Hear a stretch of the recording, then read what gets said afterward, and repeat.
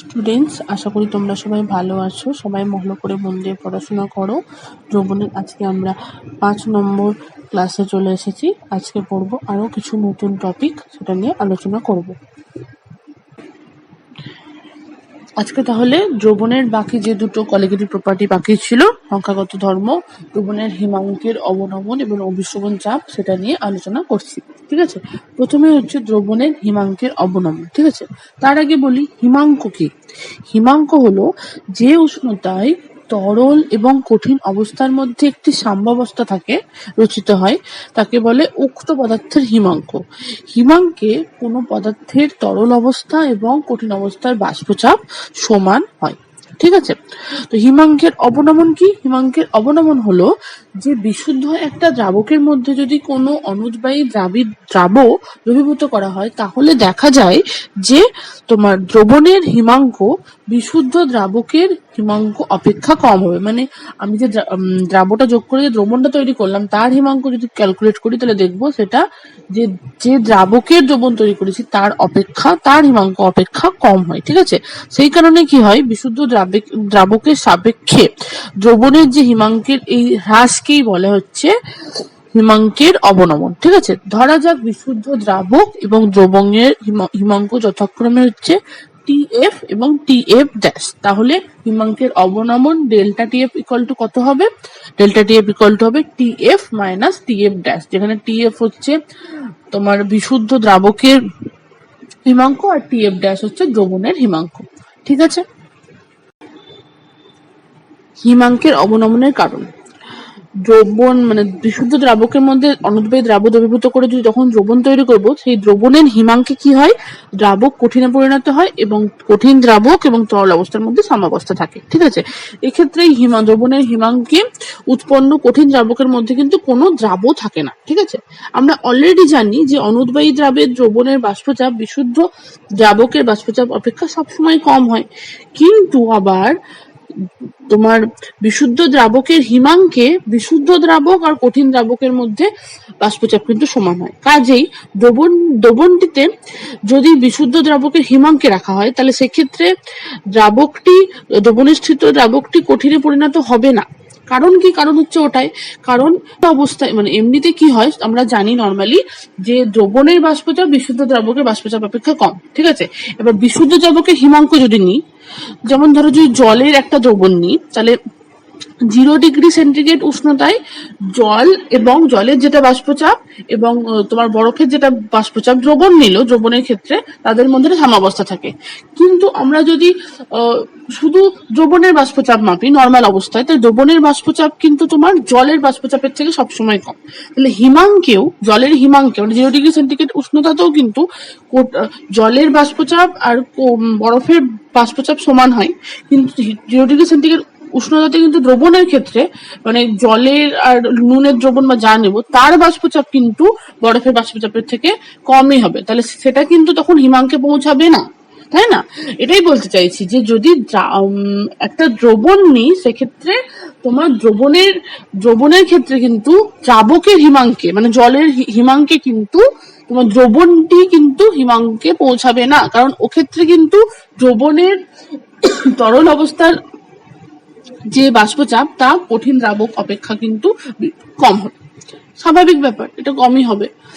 সেই কারণে যদি আমরা এই অবস্থায় দ্রবণের হিমাঙ্কটাকে তোমার দ্রাবকের যেটা হিমাঙ্ক হয় 0 ডিগ্রি, যদি জল থাকে, তাহলে তার থেকে যদি কমিয়ে একটু আনা যায়, তাহলে একটা উষ্ণতায় দেখা যাবে কি দ্রবণের বাষ্পচাপ কঠিন দ্রাবকের বাষ্পচাপের সমান হয়ে যাচ্ছে। মানে 0 ডিগ্রি থেকে কমিয়ে যদি একটু কমানো যায়, তাহলে একটা উষ্ণতায় দেখা যাবে যে ওই জলীয় দ্রবণের বাষ্পচাপটা বরফের বাষ্পচাপের সমান হয়ে যাচ্ছে, যেটা কিন্তু 0 ডিগ্রিতে হচ্ছিল না। 0 ডিগ্রিতে জলের বাষ্পচাপের সাথে বরফের বাষ্পচাপের সমান হয়, কিন্তু 0 ডিগ্রিতে দ্রবণের বাষ্পচাপ আর বরফের বাষ্পচাপ কিন্তু সমান হয় না। তো 0 ডিগ্রি থেকে কমিয়ে যদি একটু আনা যায়, সেক্ষেত্রে দ্রবণের বাষ্পচাপ আর বরফের বাষ্পচাপ সমান হচ্ছে। তাহলে এটা কি বলছে আমরা, দ্রবণের হিমাঙ্ক। ঠিক আছে, এই কারণ এই হিমাঙ্কতেই তোমার এই কঠিন দ্রাবক আর দ্রবণের মধ্যে তরল আর কঠিন অবস্থার মধ্যে একটা সাম্যাবস্থা গঠিত হয়। সেই কারণেই অনুদ্বায়ী দ্রবণের ক্ষেত্রে তোমার হিমাঙ্ক বিশুদ্ধ দ্রাবক অপেক্ষা কম হয়। ঠিক আছে, আশা করি বোঝা গেল। এবার হচ্ছে লেখচিত্রের সাহায্যে হিমাঙ্কের অবনমনের ব্যাখ্যা। আমরা যদি বিশুদ্ধ দ্রাবক এবং দ্রবণের বাষ্পচাপের বিভিন্ন উষ্ণতায় পরিমাপ করি, তাহলে বাষ্পচাপ বনাম উষ্ণতার একটা লেখচিত্র পাই। এক্স অক্ষ বরাবর উষ্ণতা এবং ওয়াই অক্ষ বরাবর যদি বাষ্পচাপ নির্দেশ করি, তাহলে সেক্ষেত্রে আমরা যে গ্রাফটা পাবো সেখানে ছবিটা দেখো সবাই, যে বলছি এ বি যে লাইনটা সেটা হচ্ছে কঠিন দ্রাবকের বাষ্পচাপ, ঠিক আছে। যদি জল হয় তাহলে বরফের বাষ্পচাপ বলি। আর বিসি যে লাইনটা সেটা হচ্ছে তরল দ্রাবকের বাষ্পচাপ, মানে জলের বাষ্পচাপ যদি জলের ক্ষেত্রে ধরি। আর ডিই যে লাইনটা সেটা হচ্ছে দ্রবণের বাষ্পচাপ, মানে যখন জলের মধ্যে বা দ্রাবকের মধ্যে কোনো একটা দ্রাবক পদার্থ দ্রবীভূত আছে, যে দ্রবণটা তৈরি করেছে সেই দ্রবণের বাষ্পচাপটা হচ্ছে এটা। তাহলে এখানে ছবিটা দেখেই আমরা বলতে পারছি যে বিশুদ্ধ দ্রাবক অপেক্ষা দ্রবণের বাষ্পচাপ সবসময় কম হয়, আমরা আগেই পড়েছি, দেখতেই পাচ্ছি সেটা, তাই তো। এবার এই ছবিটা দেখে যে যে বিন্দুতে আমি আগেই পড়েছি যে হিমাঙ্কে তোমার কঠিন অবস্থা তরল অবস্থার মধ্যে সাম্যাবস্থা বজায় রাখে, ঠিক আছে। তো লেখচিত্র থেকে বলা যায় যে বিন্দুতে তোমার কঠিন দ্রাবক এবং তরল দ্রাবকের মধ্যে মিলিত হয়, যে বিন্দুতে মিলিত হয় সেই বিন্দুতে যে উষ্ণতাটা সেটাই হচ্ছে ওই দ্রাবকটার তোমার হিমাঙ্ক। এবার প্রথমটার ক্ষেত্রে দেখো এবি আর বিসির মধ্যে এবি আর বিসি বি বিন্দুতে মিলিত হয়েছে, তাই বি বিন্দুটা হচ্ছে তোমার বি বিন্দুর যেটা করসপন্ডিং উষ্ণতা টিএফ সেটা হচ্ছে বিশুদ্ধ দ্রাবক, মানে যদি জল হয়, জল ধরি এখানে, তো জলের তোমার হিমাঙ্ক হলো। কিন্তু দ্রবণের ক্ষেত্রে দেখো, দ্রবণের ক্ষেত্রে কিন্তু তোমার বিশুদ্ধ দ্রাবক অপেক্ষা কম উষ্ণতায়, দেখো টিএফ এর থেকে টিএফ ড্যাশ কিন্তু উষ্ণতাটা কম, সেখানে কম উষ্ণতায়, একটু কম উষ্ণতায় কিন্তু দেখা যাচ্ছে আমার সেক্ষেত্রে কঠিন দ্রাবক এবং বিশুদ্ধ দ্রাবকের লেখটা মিলিত হয়েছে ডি বিন্দুতে। এই ডি বিন্দুটা হচ্ছে তোমার দ্রবণের হিমাঙ্ক। এই দ্রবণের হিমাঙ্কটা তোমরা দেখতেই পাবে বি বিন্দু থেকে ডি বিন্দুটা কিন্তু নিচে, আর বি বিন্দু থেকে ডি বিন্দুর উষ্ণতাও কিন্তু কম, সেই কারণে টি এফ ড্যাশ ডি বিন্দুর করসপন্ডিং উষ্ণতা সেটা কিন্তু টি এফ অপেক্ষা কম, তাহলে হিমাঙ্কটা আমার কমে যাচ্ছে দ্রবণের ক্ষেত্রে। লেখচিত্রের সাহায্য ব্যাখ্যা করা গেল। এবার দ্রবণের হিমাঙ্ক অবনমন সংক্রান্ত রাউল্টের সূত্র। প্রথম সূত্রটা কি, কোন দ্রাবকে একটি কঠিন অনুদ্বায়ী অসংযোজিত কঠিন তড়িৎ অবিশ্লেষ্য দ্রব্য যদি দ্রবীভূত করি, তাহলে উৎপন্ন দ্রবণের হিমাঙ্কের অবনমন ঘটে। হলো, এই অবনমনটা হচ্ছে ওই দ্রবণের মোলাল গাঢ়ত্বের সমানুপাতিক, একদম তোমার স্ফুটনাঙ্কের উন্নয়নের মতনই ঘটনাটা, হিমাঙ্কের অবনমনটাও মোলাল গাঢ়ত্বের সমানুপাতিক। তাই হিমাঙ্কের অবনমন ডেল্টা টিএফ টা সমানুপাতিক হবে হচ্ছে মোলাল গাঢ়ত্ব এম। দ্রবণের মোলাল গাঢ়ত্ব যদি এম হয়, স্মল এম, তাহলে ডেল্টা টিএফ ভ্যারিজাস এম হবে। এবার ভ্যারিজাস চিহ্নটা উঠিয়ে যদি সমান চিহ্ন নিই, তাহলে সেক্ষেত্রে একটা কনস্ট্যান্ট নিতে হয়, সেটা হচ্ছে কে এফ। এই কে এফ কনস্ট্যান্টটা হচ্ছে মোলাল হিমাঙ্ক অবনমন বা আণবিক হিমাঙ্ক ধ্রুবক, ঠিক আছে, বা হিমাঙ্ক ধ্রুবক বা ক্যারিওস্কোপিক ধ্রুবক বলে। দ্বিতীয় সূত্র কি, একই ওই স্ফুটনাঙ্কের উন্নয়নের মতনই, যে নির্দিষ্ট পরিমাণ কোন দ্রাবকে বিভিন্ন অনুদ্বায়ী অসংযোজিত তড়িৎ অবিশ্লেষ্য দ্রাব্য যদি কঠিন দ্রাব্য সমমোল পরিমাণ পৃথক পৃথকভাবে দ্রবীভূত করা হয়, তাহলে দ্রবণগুলির প্রতি ক্ষেত্রে একই পরিমাণ হিমাঙ্কের অবনমন ঘটবে। মানে কিরকম, যে দুটো গ্লাসে একই পরিমাণ জল নিয়ে তার মধ্যে যদি একটাতে ইউরিয়া এবং একটাতে যদি গ্লুকোজ দ্রবীভূত করি সমমোল পরিমাণ, তাহলে দেখা যাবে দু ক্ষেত্রেই হিমাঙ্কের হিমাঙ্ক একই হবে, দুটি দ্রবণের হিমাঙ্কের অবনমনের মানও সমান হবে। তাহলে এই ক্ষেত্রে বোঝা যাচ্ছে যে হিমাঙ্কটা রাসায়নিক পদার্থে বা দ্রাবের রাসায়নিক ধর্মের উপর নির্ভর করছে না, দ্রাবের মোল সংখ্যার উপর নির্ভর করছে। তাই জন্য হিমাঙ্কর অবনমন হলো একটি সংখ্যাগত ধর্ম। এক্ষেত্রে ওই দ্রাবীর আণবিক ভর বার করা যাবে ওই সূত্র থেকে, সেখান থেকে অঙ্ক করতে দেয়। এখানে বলা হয়েছে যে W1 গ্রাম বিশুদ্ধ দ্রাবকে W2 গ্রাম অনুদ্বায়ী অসংযোজিত তড়িৎ অবিশ্লেষ্য দ্রাব্য যদি দ্রবীভূত করি এবং বিশুদ্ধ দ্রাবক এবং দ্রাবের আণবিক গুরুত্ব যথাক্রমে যদি M1 এবং M2 গ্রাম পার মোল হয়, তাহলে W1 গ্রাম দ্রাবকে দ্রবীভূত দ্রাবের সংখ্যা কত, W2 দ্রাবের ওজন বাই M2 আণবিক গুরুত্ব। তাহলে 1000 গ্রাম দ্রাবকে দ্রবীভূত মোল সংখ্যা কত, যেমন করে বার করবো ঐকিক নিয়মে সেইভাবে W2 into 1000 by M2 into W1 হয়ে গেল মোলাল গারত্ব। এটার সাথে কি সমান, এটার সাথে হচ্ছে আমার হিমাঙ্কের অবনমন সমান। তাহলে বিশুদ্ধ দ্রাবকের হিমাঙ্ক যদি TF এবং তোমার দ্রাবকের দ্রবণের হিমাঙ্ক যদি TF ড্যাশ হয়, তাহলে সেক্ষেত্রে তোমার ডেল্টা TF ইকুয়াল টু হবে হচ্ছে TF minus TF dash, delta TF equal to হবে হচ্ছে KF ইন্টু M। KF হচ্ছে তোমার হিমাঙ্ক ধ্রুবক, আর M এর মানটা একটু আগে বার করলাম W2 into 1000 by M2 into W1। এখান থেকে M2 এর মান আমরা বার করতে পারবো, দিয়ে এখান থেকে যদি সমস্ত মানগুলো দেওয়া থাকে W1 W2 KF delta TF মানগুলো যদি দেওয়া থাকে, তাহলে আমরা M2 এর মানটা ইজিলি বার করতে পারবো। এখান থেকে অঙ্ক আসে, আগের বারের মতন একই রকম অঙ্ক আসে। তো হিমাঙ্কের অবনমনটাও এটাও তোমার ওই অনুদ্বায়ী অসংযোজিত তড়িৎ দ্রাবের ক্ষেত্রেই প্রযোজ্য, একই রকম ব্যাখ্যা হবে। সংযোজিত হলে সমস্যা হবে, তো তড়িৎ বিশ্লেষ্য হলে সমস্যা হবে দ্রাবটা। এটা শুধুমাত্র লঘু দ্রবণের ক্ষেত্রেই তোমার প্রযোজ্য, একই রকম ব্যাখ্যা আগেরটার মতনই। ঠিক আছে, একটা অঙ্ক আলোচনা করে দিয়ে দেখাই এই হিমাঙ্কের অবনমন সংক্রান্ত। এখানে দেখো একটা অঙ্ক দিয়েছে, বলেছে যে 100 গ্রাম বেঞ্জিনে 1.4 গ্রাম অ্যাসিটন দ্রবীভূত করেছে। ঠিক আছে, তাহলে দ্রবণের হিমাঙ্ক হয়েছে হচ্ছে 277.12 কেলভিন। ঠিক আছে, তাহলে এটা একটা বেঞ্জিনের একটা দ্রবণ নিয়েছে, যার মধ্যে দ্রাবটা হচ্ছে অ্যাসিটন। এবার বলেছে 100 গ্রাম বেঞ্জিনে যদি অজানা একটি দ্রাবের 2.8 গ্রাম দ্রবীভূত করি, তাহলে সেক্ষেত্রে হিমাঙ্ক হয় 277.76 কেলভিন। তো দুটো দ্রাবণ নিয়েছে, প্রথমটার দ্রাবটা হচ্ছে নোন, সেটা হচ্ছে অ্যাসিটন, তারপরটা আমরা জানি না। এবার বলেছে বিশুদ্ধ বেঞ্জিনের হিমাঙ্ক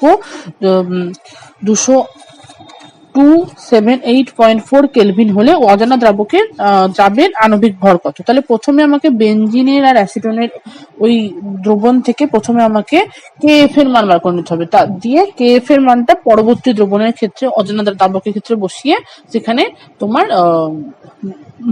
আণবিক গুরুত্বের মানটা বার করতে হবে। তাহলে প্রথমে আমরা ফার্স্ট দ্রবণের ক্ষেত্রে যদি করি, ফার্স্ট দ্রবণের ক্ষেত্রে ডেল্টা TF কত হবে, বেঞ্জিনের দ্রবণের ক্ষেত্রে ডেল্টা TF হবে হচ্ছে বিশুদ্ধ বেঞ্জিনের হিমাঙ্ক কত 278.4 মাইনাস ওখানে কত দেওয়া আছে 277.12, তাহলে এই কেলভিন মাইনাস করে কত হলো 1.38 কেলভিন। এটা হলো তোমার বেঞ্জিনের দ্রবণের হিমাঙ্কের অবনমনের পরিমাণ। এবার এটার মান কিসের সাথে সমান হবে, বেঞ্জিনের দ্রবণের মোলাল গারত্বের সমান। এখানে বলেছে 100 গ্রাম বেঞ্জিনে 1.4 গ্রাম অ্যাসিটন আছে, তাহলে 1.4 গ্রাম অ্যাসিটন মানে কত মোল অ্যাসিটন সেটা প্রথমে বার করব। তাহলে অ্যাসিটনের সংকেত কি CH3COCH3, তাহলে আমি যদি অ্যাসিটনের সংকেতের আণবিক ভর ক্যালকুলেট করি, মান বসিয়ে তাহলে পাবো 58। তাহলে 1.4 গ্রাম অ্যাসিটন সমান পেলাম 1.4 বাই 58.0241 মোল। ঠিক আছে, তাহলে 0.0241 মোল অ্যাসিটন আছে তোমার 100 গ্রাম বেঞ্জিনে। 100 গ্রাম বেঞ্জিনে আছে 0.0241 মোল অ্যাসিটন, তাহলে হাজার গ্রাম বা হাজার গ্রামে কত আছে, 1000 গ্রামে বার করে নিলে হবে ক্যালকুলেশন করে। তাহলে দ্রবণের মোলালিটি কত হবে বা মোলাল গারত্ব কত হবে, মোলাল গারত্ব 0.0241 বাই 100 ইন্টু 1000, হাজারে কত বার করলেই হবে, তো সেটাতে বেরোলো 0.241 মোল পার কেজি। এটা হচ্ছে মোলাল গারত্ব বেরোলো। তাহলে এটার সাথে তোমার ডেল্টা TF এর সাথে সম্পর্ক আছে, তো ডেল্টা TF আগে যেটা বেরিয়েছে সেটা ইকুয়াল টু হচ্ছে KF ইন্টু M, আর KF মানে কত delta TF by M। Delta TF এর মান পেলাম 1.28, আর M এর মান যেটা পেলাম সেটা বসে দিলাম। তাহলে এখান থেকে আমরা KF এর মানটা পেয়ে গেলাম তোমার বেঞ্জিনের অ্যাসিটনের দ্রবণের ক্ষেত্রে। এবার নেক্সট হচ্ছে আমাকে যে দ্রবণটা দিয়েছে সেটার দ্রাবর আমি মোলারিটিটা জানি না, সেটা আমাকে মোলাল গারত্বটা জানি না, কারণ আমরা আণবিক ভর জানি না। আমি তাহলে অজানা দ্রবণের যে দ্রাবক তার আণবিক ভর ধরে নিলাম M। তাহলে ওই দ্রবণের মোলালিটি কত হবে, ওই দ্রবণের দ্রাবটা আছে 2.8 বাই M অত মোল, এটা আছে হাজার এটা আছে 100 গ্রামে, তাহলে 1000 গ্রামে কত, তো সেইভাবে মোলালিটিটা বার করলাম 2.8 বাই M ইন্টু 1000/100 করলে কত হবে? 28/m মোল পার কেজি। এটা হলো আমার ওই দ্রবণের সেকেন্ড দ্রবণটার মোলালিটি। এটা হচ্ছে তোমার সেকেন্ড দ্রবণটা টিএফ, ডেল্টা টিএফ এর সাথে সমান। ডেল্টা টিএফ কত সেকেন্ড দ্রবণটা সেটাও বলা আছে। বিশুদ্ধ দ্রাবকের হচ্ছে 278.4, আর অজানা দ্রবণের হচ্ছে 277.76 কেলভিন। তাহলে আমি যদি মাইনাস করি তাহলে কত হবে? 0.64 কেলভিন। তাহলে 0.64 কেলভিন ইকুয়াল টু হবে হচ্ছে তোমার কেএফ এর মান আগে বেরিয়েছে ইন্টু যেটা মোলাল গারত্ব পেলাম 28/m, সেটা ক্যালকুলেশন করলে এম এর মান বেরিয়ে যাবে। এম এর মান হবে 232.31। ঠিক আছে, এরকম ধরনের অঙ্ক আসতে পারে। এরপর হচ্ছে হিমাঙ্ক ধ্রুবক। এর সংজ্ঞাটা কি, কিভাবে পাবো? দ্রবণের মোলার গারত্ব যদি 1 হয়, স্মল m ইকুয়াল টু যদি 1 হয়, তাহলে সূত্র থেকে পাবো হচ্ছে টিএফ ইকুয়াল টু কেএফ। তাহলে 1 মোলার গারত্ব বিশিষ্ট দ্রবণের হিমাঙ্কের অবনমনই হলো কেএফ এর সমান। ঠিক আছে, তাহলে কেএফ এর সংজ্ঞা কি বলবো? 1000 গ্রাম কোনো বিশুদ্ধ দ্রাবকে 1 মোল পরিমাণ কোনো অনুদ্বায়ী, অসংযোজিত এবং অতড়িৎ বিশ্লেষ্য কঠিন দ্রাবক দ্রবীভূত করলে উৎপন্ন দ্রবণের যে হিমাঙ্কের অবনমন হবে তাই হলো উক্ত দ্রবণের হিমাঙ্কের মোলার অবনমন বা হিমাঙ্ক ধ্রুবক। মানে 1 মোলার বিশিষ্ট গারত্ব বিশিষ্ট কোনো দ্রবণের হিমাঙ্কের অবনমনই হচ্ছে তোমার কেএফ এর সমান, হিমাঙ্ক ধ্রুবকের সমান।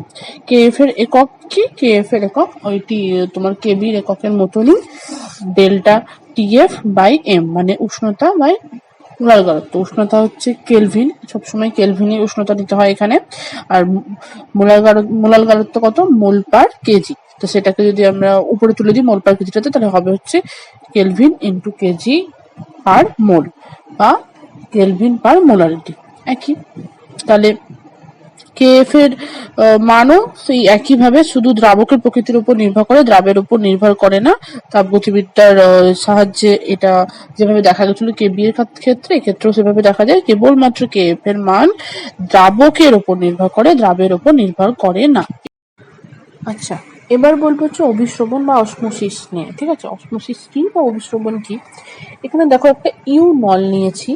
নিউ নলের ঠিক মাঝখানে একটা অর্ধবেদ্য পর্দা বা ঝিল্লি নিয়েছি। ঠিক আছে, অর্ধবেদ্য পর্দাটা কি? অর্ধবেদ্য পর্দা হচ্ছে যার মধ্যে দিয়ে কেবলমাত্র দ্রাবকের অণুগুলো চলাচল করতে পারে, কিন্তু দ্রাব অণুগুলি চলাচল করতে পারে না। মানে সমস্ত রকম, মানে এই পর্দা দিয়ে একটা দ্রবণের সবটা যাবে না, শুধু দ্রাবকটা যাবে, দ্রাবকটা যাবে না। তো এরকম একটা ইউ আকৃতির নল নিয়েছি, যার একদিকে রেখেছি দেখো বিশুদ্ধ দ্রাবক, আর একদিকে রেখেছি হচ্ছে তোমার দ্রবণ, আর মাঝে অর্ধবেদ্য পর্দা। কিছুক্ষণ পরে দেখা যাবে যে বিশুদ্ধ দ্রাবকের যে উচ্চতাটা সেটা কমে যাচ্ছে, আর অন্যদিকে দ্রবণের উচ্চতাটা বেড়ে যাচ্ছে। তার মানে কি হচ্ছে? তার মানে অবশ্যই বিশুদ্ধ দ্রাবক অর্ধবেদ্য পর্দা ভেদ করে দ্রবণের মধ্যে দিয়ে চলে যাচ্ছে এবং দ্রবণটাকে আরো লঘু করছে, তাই না? তাহলে এই ঘটনাটাকে কি বলছে? এই যে কম গাঢ়ত্ব থেকে বেশি গাঢ়ত্বের দিকে যাচ্ছে, এই ঘটনাটাকে বলে অভিশ্রবণ। একই ঘটনা ঘটে যদি আমরা বিশুদ্ধ দ্রাবকের জায়গায় একটা নিম্ন গাঢ়ত্বের দ্রবণ নিই আর দ্রবণের জায়গায় একটা উচ্চ গাঢ়ত্বের দ্রবণ নিই, তখনও দেখবো যে নিম্ন গাঢ়ত্বের দ্রবণের উচ্চতাটা কমে যাচ্ছে, উচ্চ গাঢ়ত্ব দ্রবণের উচ্চতাটা বেড়ে যাচ্ছে। সেক্ষেত্রেও নিম্ন গাঢ়ত্ব থেকে উচ্চ গাঢ়ত্বের দিকে তোমার একটা চলাচল হচ্ছে দ্রাবকের অণুগুলোর। এই ঘটনাটাকেই বলছে হচ্ছে অভিশ্রবণ। ঠিক আছে, অভিশ্রবণের ক্ষেত্রে যে অর্ধবেদ্য পর্দার মধ্যে দিয়ে উভয় দিক থেকেই কিন্তু দ্রাবক অণুর গমন ঘটে। যেমন লঘু দ্রবণ থেকে গাঢ় দ্রবণের দিকে সাধারণত যাচ্ছে, যেটা অভিশ্রবণ হচ্ছে, সেই সঙ্গে কিন্তু গাঢ় দ্রবণ থেকে লঘু দ্রবণের দিকেও হয়, কিন্তু লঘু দ্রবণ থেকে গাঢ় দ্রবণের দিকের যে দ্রাবকের প্রবাহের হার অনেক বেশি হয়, সে কারণে ওটাই বোঝা যায়, আর একটা সেই তুলনায় অনেক কম হয়। এই ঘটনাটাকেই, এই কারণে লঘু দ্রবণ থেকে গাঢ় দ্রবণের এই যে প্রবাহ, এর হারটা বেশি, এই ঘটনাটাকে বলছে অভিশ্রবণ। ঠিক আছে, অভিশ্রবণের কারণ। তড়িৎ যেমন উচ্চ বিভব থেকে নিম্ন বিভব অঞ্চলে প্রভাবিত হয়, তেমনিও উচ্চ রাসায়নিক বিভব অঞ্চল থেকে নিম্ন রাসায়নিক বিভব অঞ্চলে পদার্থ প্রবাহিত হয়। সেই কারণেই বিশুদ্ধ দ্রাবকের রাসায়নিক বিভব দ্রবণে উপস্থিত ওই দ্রাবকের অভিস্রবণ চাপের সূত্রাবলী।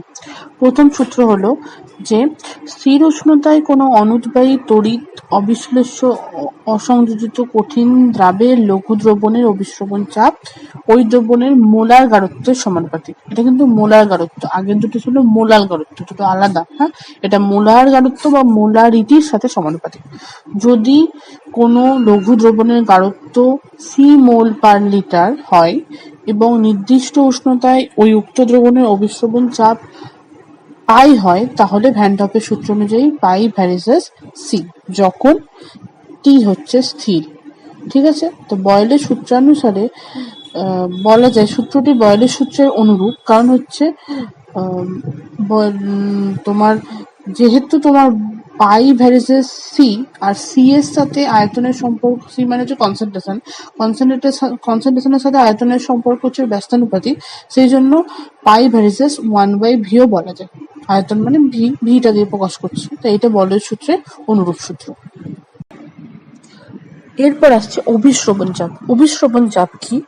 আগের মতো ইউ আকৃতির নলের মধ্যে অর্ধবৃত্ত পদার্থ পৃথক করে রাখা, একদিকে বিশুদ্ধ দ্রাবক ও আর একদিকে এ বাহুতে বিশুদ্ধ দ্রাবক নিলাম, ছবিতে দেখো, বি বাহুতে দ্রবণ নিলাম। এবার দুটো বাহুতে এমন ভাবে তরলগুলো নেওয়া হলো যাতে দুটো তরলেরই উচ্চতা সমান হয়। এবারে আর কি করা হলো, আর ওই দুটো বাহুর ওপরে পিস্টন যুক্ত করা হলো, ঠিক আছে, যাতে পিস্টনের সাহায্যে চাপ দেওয়া যায় পরবর্তীকালে প্রয়োজন হলে। এবারে কি দেখা যাবে, অভিস্রবণ প্রক্রিয়ায় দেখা যাবে যে বিশুদ্ধ দ্রাবক থেকে দ্রবণের দিকে দ্রাবকটা চলে যাচ্ছে, তাই জন্য বিশুদ্ধ দ্রাবকের উচ্চতা কমবে, আর মানে এ বাহুর উচ্চতা কমবে আর বি বাহুর উচ্চতা বাড়বে।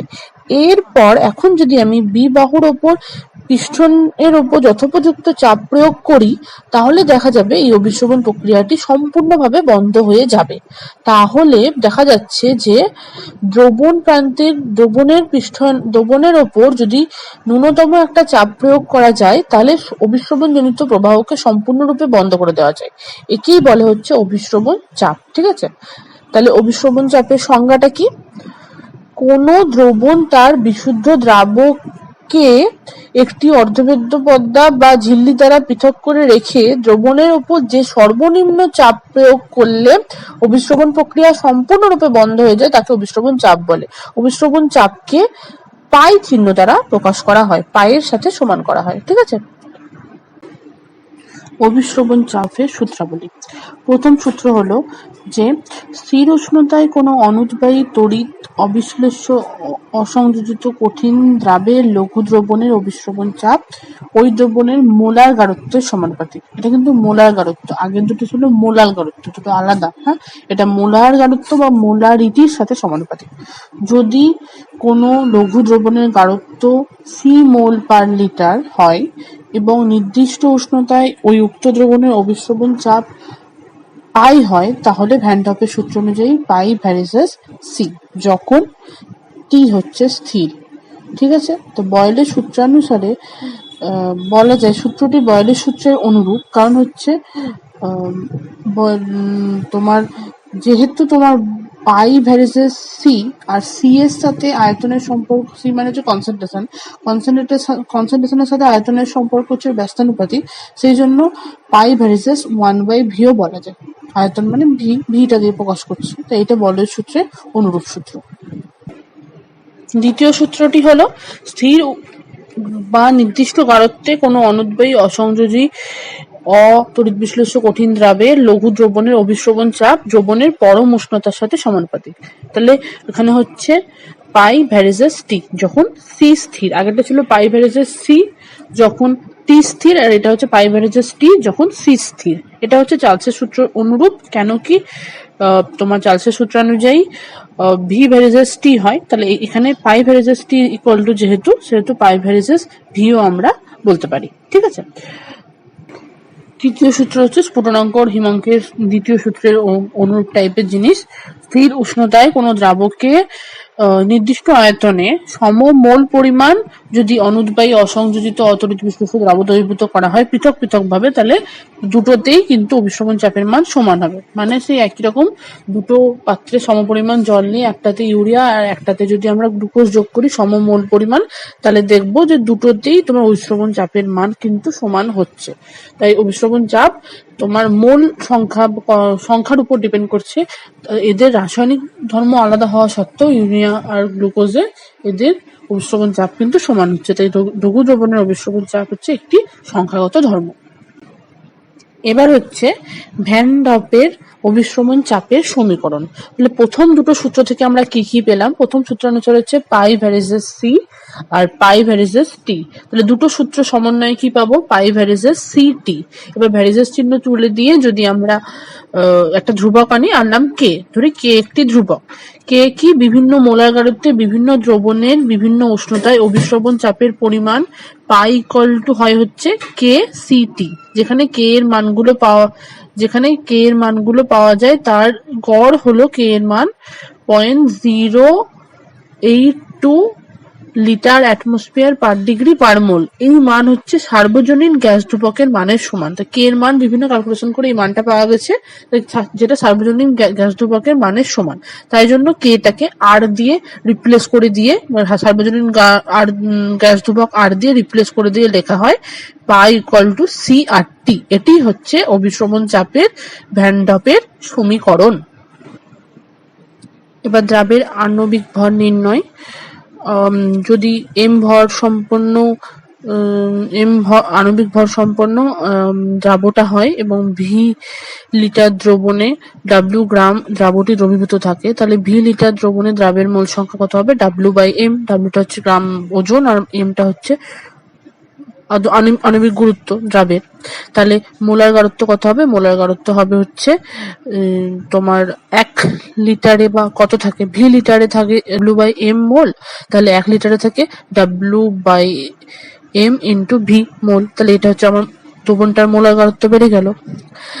তাহলে যদি ওই গাঢ়ত্বে টি পরম উষ্ণতায় দ্রবণটির অভিস্রবণ চাপ পাই হয়, তাহলে ভ্যান ডপের সমীকরণ থেকে পাই হচ্ছে পাই ইকুয়াল টু সি আর টি, যেখানে সি এর মান, সিটা হচ্ছে মোলার গাঢ়ত্ব, সি এর মানটা বসিয়ে দিলাম W by M plus V, আর ইন্টু থাকলো কি আর টি, ব্যাস এখান থেকে এম এর মানটা বেরিয়ে যাবে। এখান থেকে অঙ্ক আসে, এই এম মানটা বার করতে দেবে, ডাব্লিউ আর এর মান আমরা জানি, ডাব্লিউ মান দিয়ে দিবে, টি এর মান দিয়ে দেবে, ভি এর মান দিয়ে দেবে, দিয়ে অঙ্ক করতে দেবে। ভ্যান ডপ সূত্রের প্রযোজ্যতা হচ্ছে সেই একই রকম। এটাও তোমার অসংযোজী তড়িৎ অবিশ্লেষ্য কঠিন দ্রাবের ক্ষেত্রে প্রযোজ্য। দ্রাব যদি সংযোজী হয়, তড়িৎ বিশ্লেষ্য হয়, তাহলে এটা প্রযোজ্য হবে না। এটা লঘু দ্রবণের ক্ষেত্রেই প্রযোজ্য হবে কেবলমাত্র। পরের দিন এই অভিস্রবণ চাপ সংক্রান্ত সূত্রে নিয়ে আরো অনেক কিছু বলবো, সেখান থেকে অঙ্ক করাবো। তারপর অস্বাভাবিক কলিগেটিভ প্রপার্টি, অস্বাভাবিক সংখ্যাগত ধর্ম সম্পর্কে আলোচনা করব। এই দ্রাবক কণা যেটা বলছিলাম যে এগুলো সবই অসংযোজিত অতড়িৎ বিশ্লেষ্য দ্রাবক কণার ক্ষেত্রে প্রযোজ্য। এবার দ্রাবক কণা যদি সংযোজিত হয়, বিয়োজিত হয়, তাহলে কি ঘটনা ঘটবে? তাহলে অ্যাবনর্মাল কলিগেটিভ প্রপার্টি দেখা যাবে। সেক্ষেত্রে কি হবে সেগুলো আলোচনা করব। ঠিক আছে, আজ এই অবধি থাকলো। তোমরা সবাই ভালো করে পড়াশোনা করো।